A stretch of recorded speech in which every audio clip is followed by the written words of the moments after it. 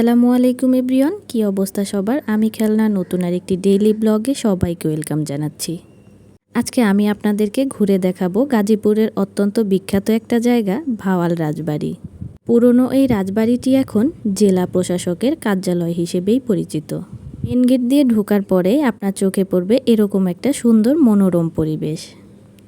এর দুই সাইডেই রয়েছে পিছন দিকে যাওয়ার রাস্তা, আর জেলা প্রশাসকের কার্যালয়ের সামনে রয়েছে অনেক সুন্দর একটা ফুলের বাগান।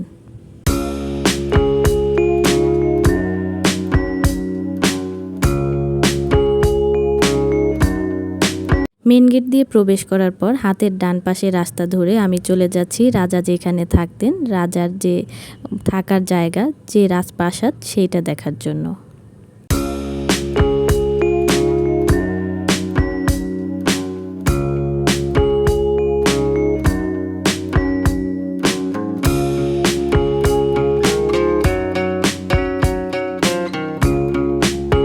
রাজা এবং রাজত্ব কোনোটাই নেই, কিন্তু ঠায় দাঁড়িয়ে আছে রাজপ্রাসাদটি, আর যাকে ঘিরে রয়েছে অনেক অনেক ইতিহাস। সময় এবং যুগের পরিবর্তনের সাথে সাথে এই রাজবাড়িতে গড়ে উঠেছে অনেক সরকারি অফিস আদালত এবং সবার দর্শনীয় স্থান হিসেবে। আগের রাজারা কতটা বিলাসিতায় জীবনযাপন করতেন তা এই রাজবাড়ি এবং রাজবাড়ির এরিয়াগুলো দেখলেই বোঝা যায়। পুরো এই রাজবাড়িটাই অনেক শান্তশিষ্ট, একদম নিরিবিলি একটা পরিবেশ। যদিও আমি পুরো রাজবাড়িটা ঘুরে দেখতে পারিনি, কিন্তু যতটুকু দেখতে পেরেছি তার মধ্যে আমার কাছে যেটা সবচেয়ে বেশি ভালো লেগেছে সেটা হচ্ছে এই রাজবাড়ির পাশেই রয়েছে ঘাট বাঁধানো অনেক সুন্দর একটা পুকুর।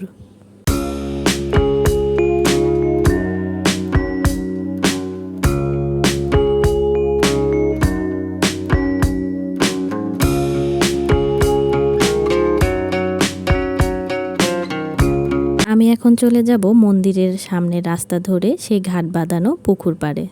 আগেরবার যখন এসেছিলাম তখন তালা ছিল না, কিন্তু আজকে গিয়ে দেখি এটাতে তালা দেওয়া।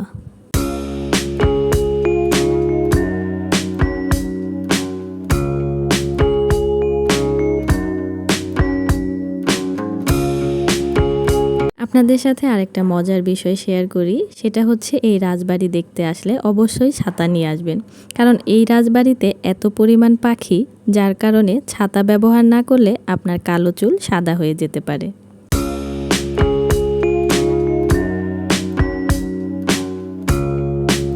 আমি যেহেতু পুরাটা রাজবাড়ি ঘুরে দেখিনি, তাই আর রাজবাড়িতে বেশি একটা সময় দেইনি, চলে এসেছি রাজবাড়ির মাঠে। রাস্তার এক পাশে রয়েছে রাজবাড়ি এবং রাস্তার অপর পাশে রয়েছে এত বড় একটা বিশাল মাঠ। যারা গাজীপুরে এবং গাজীপুরের আশেপাশে থাকেন তারা নিরিবিলি একটা সময় কাটানোর জন্য, একটা সুন্দর বিকেল কাটানোর জন্য চলে আসতে পারেন রাজবাড়ি এবং রাজবাড়ি মাঠে।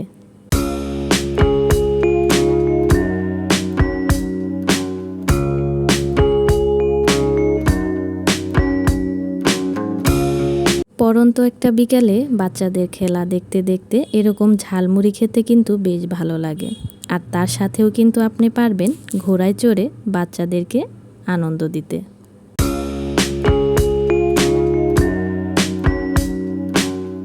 কিছু সময়ের জন্য আমি ফিরে গিয়েছিলাম আমার সেই ছোটবেলাতে।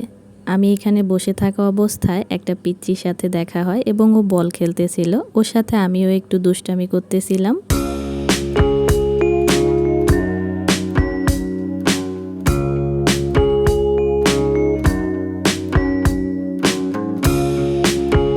এই রাজবাড়ির মাঠে একজন মামা ঘোড়া নিয়ে বসে থাকেন বাচ্চাদের আনন্দ দেওয়ার জন্য, সেটা কিন্তু এমনি এমনি না, টাকার বিনিময়ে। তবে আমার কাছে কেন জানি না একটু সময়ের জন্য তার যে টাকার অ্যামাউন্ট সেটা একটু বেশিই মনে হয়।